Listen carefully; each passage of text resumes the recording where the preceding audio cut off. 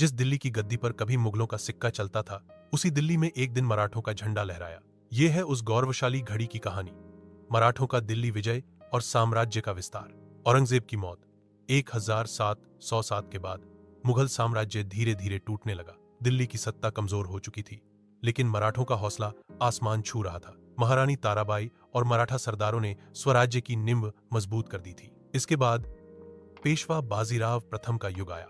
बाजीराव ने यह सपना देखा, मुगलों की सत्ता खत्म कर मराठों का झंडा पूरे हिंदुस्तान में फहराना।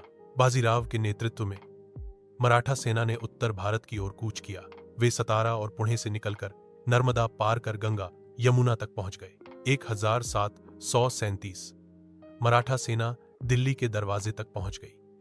दिल्ली की गद्दी पर उस समय मुगल बादशाह मोहम्मद शाह था, लेकिन उसकी हालत इतनी खराब थी कि उसे अपनी राजधानी बचाने के लिए मराठों से संधि करनी पड़ी। दिल्ली की गलियों में घोड़ों की टापें गूंज रही थीं और लोग कहते, अब दिल्ली में मराठों का राज आ गया।